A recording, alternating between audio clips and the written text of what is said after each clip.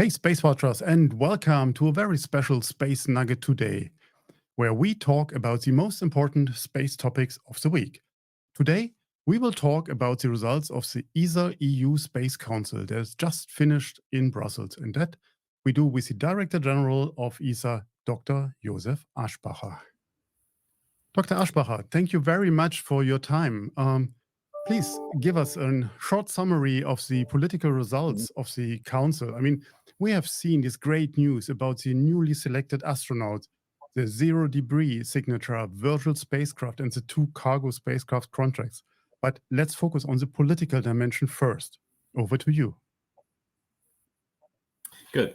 No, thank you, and very happy to elaborate a bit on what we did. I've just literally come out from the Space Council, so I'm sitting here in Brussels somewhere in a temporary office, as you can see in the background. But what was the political message? We adopted a resolution on the competitiveness of European industry, which is certainly an issue that concerns us in Europe a lot. Because we do have on one side a very competitive industry. We have, for example, we have with a public funding share of 14%, our industry has captured 20% of the upstream market and 23% of the downstream market, meaning that the public investment has created additional income or export opportunities in terms of capturing the global space market. So this is good news, meaning that our industry is strong, is competitive, and is really very efficient in how they utilize our public investments, which we provide through ESA mostly, but also through other channels. So that's the good part. The other part, which is certainly of concern to many, myself, but also industry, of course, even more, is that profitability has gone down because competition is drastically increasing, especially on launchers and SATCOM, 2 segments where we have a very strong competition from overseas, outside Europe, and where our industry is really suffering from. Let me take the example of SATCOM. Our European space industry used to be really the champion of developing geostationary satellites for customers in Europe and abroad in different countries, from Thailand to Latin America to Africa. Many countries have been buying geostationary satellites from our industry. But this used to be about 20 a year. And now this number is less than half of that, less than 10. The reason being that simply Starlink on one side, but also the competition has been leading to a consolidation, and therefore the demand for these satellites has reduced, and therefore, as a consequence, of course, our industry is suffering simply because there's a lower revenue stream coming in. So this is a fact, and this is something we have to take into account. But telecom is not the only one. The commercialization is happening everywhere, and this is where our industry, of course, has to compete with the global market. So we recognize the issue that we need to take measures to basically make sure that we have and we keep having a strong industry for Europe. So there are, in my opinion, 3 actions that need to be taken. Number 1, of course, it is always the same. If we are not able to formulate attractive programs which are well funded, then industry can simply not survive, because they need funding projects in order to really create value and create revenue, and therefore also becoming profitable. Europe is, from the public side, investing about, at least the budget of ESA is about 1/3 that of NASA. Plus in the US, of course, you have the Space Force budget, which is even larger than the NASA budget, which comes on top. So therefore, from a public side, European industry does not have as many opportunities as in other places.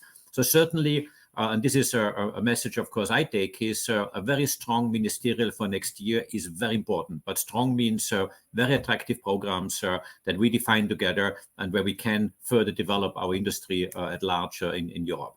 And if I say these are ministerial next year, that is one step, with another ministerial planned typically every 3 years. That would mean 28. And then, of course, the MFF 28 plus would come in with new opportunities, which we have to combine. So this is on the funding side. And of course, it's always the same. If you don't have money, you can not do much. So this is certainly a prerequisite that is required. And I perfectly understand the boundary conditions that are very challenging in some countries in terms of budgets. But yes, we have to work in this context. Number 2, it's not only about money. It's also about how we use money and how we are utilizing our processes. And there I have already started within ESA to transform ESA as an agency to be faster, more dynamic, and more agile.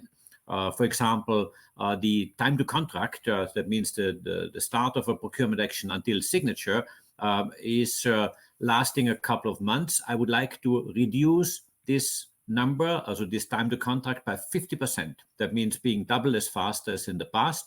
Of course, bigger contracts for a satellite takes longer than a smaller contract of a few hundred K or a few million. But certainly I would like, on average, to reduce this time to contract by 50%. And that is something that shows that we want to speed up, we want to be faster, more dynamic in implementing and working with industry. And the third part, which I think we have to work on in Europe, and this is very much at the core of today's Space Council, is that the institutions in Europe, that means the European Space Agency, the European Union with the European Commission, and the member states, we have to make sure that we are better harmonizing our activities. We cannot afford fragmentation. We cannot afford to have overlaps or even wasting money. This is something that Europe, under a budget situation that is much more challenging, cannot afford. And there we need to also work to make sure that this is working well. We have two good examples where we work well together, Copernicus and Galileo, some of the best space programs worldwide, navigation and Earth observation. We have to do it now for IRIS². IRIS² is at the moment in a very challenging situation. We are supporting the Commission, but I think this needs a major boost to come forward. And this is something I'm very committed to from the ESA side, that we make it work, but we have to make it work. That means we have to sit down and see what needs to be done to really succeed. And this is only two examples. So I think overall, the harmonization of the future MFF budgets in space, together with ESA's CMIN 25 and CMIN 28, preparations has to be going well hand in hand, so that we, as the ESA side, we develop technology, maybe we pre-invest to early development in longer programs, where then the Commission really becomes the major user or operator, as we see today in Galileo Copernicus. I think this is a model that works pretty well. And this is something that we have, of course, to define together. We have to sit down, we have to identify the domains, and certainly then to make plans accordingly, from project plans to program plans to funding plans. There's a lot of work ahead, but this I see as a real challenge where Europe needs to strengthen itself, to reinforce itself, and make sure that we are well positioned for the next decade to come. These are very heavy tasks. I would summarize them. So it's not easy to do. I think one good example where Europe is leading, where ESA is also leading, was the Zero Debris Charter, which just got signed. But talking about competitiveness, how good is the Zero Debris Charter for the EU private businesses in that context? I mean, we see the demand for it. We know we have to do it, but we also want to feed our industry. So that's hard to balance, in my opinion. How do you see that? Yeah, no, first of all, as you say, rightly, we have to do it. I think this is well understood, that we have to take clear action. We have been one of the first with concrete measures. So the Zero Debris Charter really is something, I think, quite attractive. We have got 11 member states signing up to it. I have about another, altogether about 100 declarations of intent for signature, where there will be a second round, more focusing on industry and institutions at the ELA, at the German air show in Berlin in early June.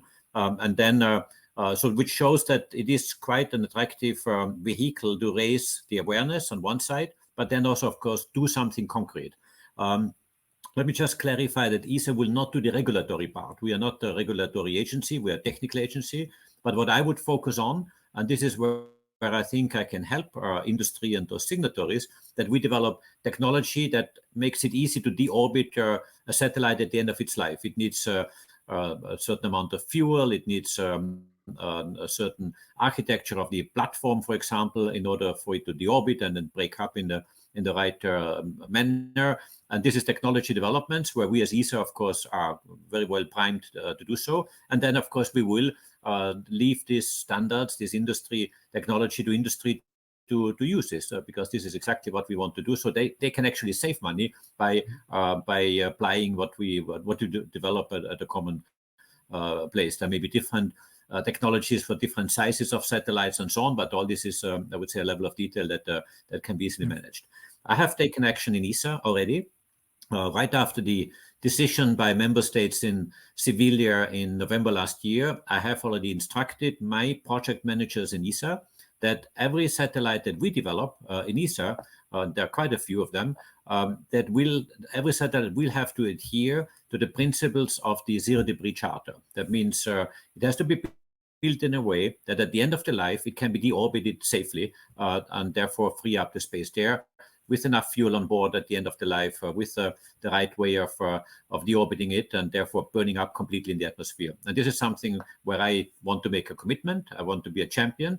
I want to also help developing technology that other industry can then take on board. And for me, this is a very important aspect where I really think this Zero Debris Charter is simplifying life for commercial industry and not making it more expensive, because we develop it, of course, if they adhere to these principles, and they can then really apply what we develop in a common, more standardized way.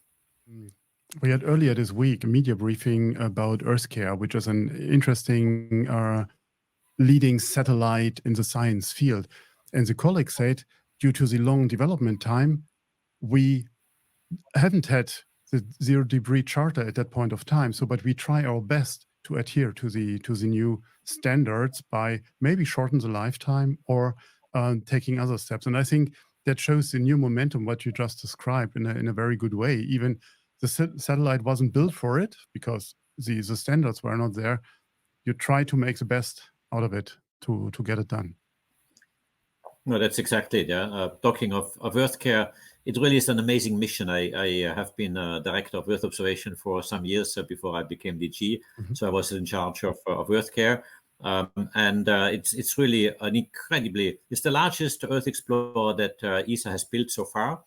It is very precise, measuring parameters of the Earth radiation budget, situation. It's also technically quite challenging. There's a large instrument provided by Japan, the so-called cloud profiling radar, and it is it's really an important one to better understand the system Earth and how the Earth interacts from a radiation point of view. And of course, applications are global warming, climate change, to better understand how this functions, but also some other parameters or other applications that are, of course, very useful. So it's challenging from a science point of view because we're addressing science questions that are extremely important, but also from a technology point of view, it will fly technology that has not been flying before, and even from an international cooperation point of view, because it's a large Japanese contribution we have. Sometimes we call it even a joint mission between Japan and ESA. We are the leader of the mission. We have the largest part of it, but the Japanese contribution is very significant. And yes, we plan to launch it next week. And this is something very important. I'm really looking forward to the launch. Wonderful. You also are awarded 2 big cargo service contracts to the exploration company and Thales Alenia Space Italy. And what room does that leave for contracts with other companies? And how is ESA now working with these companies? How many missions did ESA as an anchor customer commit or could commit? Yeah, this is the result of the decision of Sevilla early November. And I'm very proud. And I really have to say a big thank you to all the teams who have been involved to get there. Within 6 months, we have gone from zero, that means from a political decision that we should have a cargo return vehicle where ESA is an anchor customer, to signing the contract. Of course, now the work really starts because now you have to start building the cargo return vehicle. But from a contractual point of view, we have done everything in half a year, 6 months, including the approvals of our member states through the so-called IPC, the Industrial Policy Committee, but also writing all the documentation for tendering, getting the approvals from member states, issuing the call for tender, the invitation to tender. Industry then on their side replying with their proposal.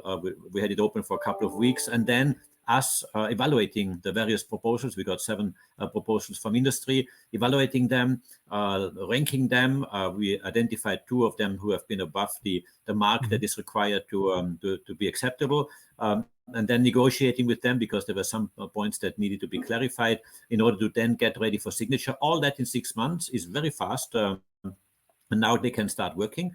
So this is only for phase 1, I should say, because phase 2 needs to be funded next year. But phase 1 brings them safely into the next ministerial. And then, of course, we will continue and prepare the full proposal for the cargo return vehicle. So I see this as something that on one side demonstrates the speed and the agility of ESA. I'm in the midst of process of transforming ESA to be more agile and to be certainly to much better be adapted to the new challenges of new space.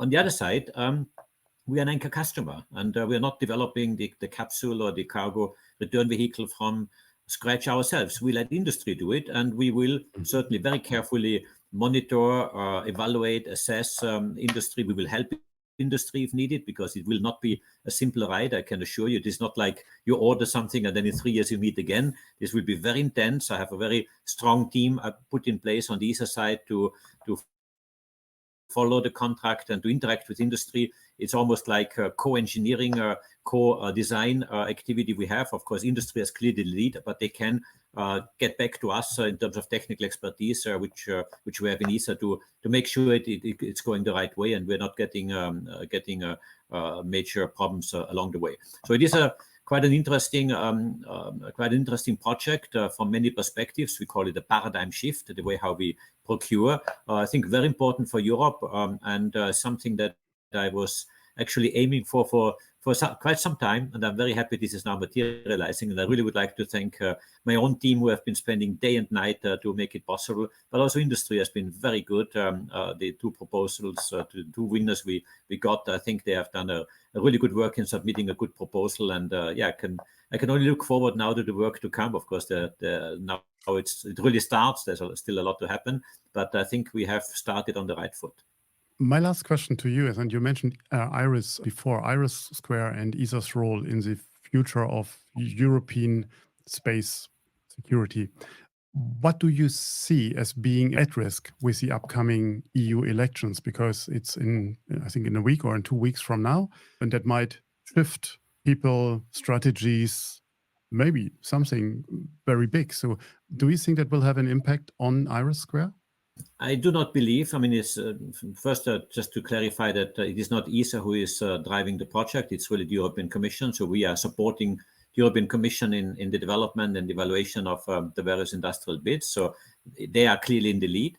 But I've listened carefully today at the press conference to the statement of the Director General of the European Commission's DEFI's Director General, Timo Pessonen, and he said the Commission is in charge until the last day in office, which is sometimes in November. So that means the Commission is not discontinuing or is not stopping the work after the elections. The opposite, their job goes until the end of the mandate, which is in November, when a new Commission then takes over. So certainly, I do not know, of course, exactly internally in the Commission how this all will be impacted, but certainly, from my perspective, IRIS Square is a necessity. Europe needs a secure communication constellation. ESA is more than happy, more than willing to support. We have deployed all our expertise we can offer.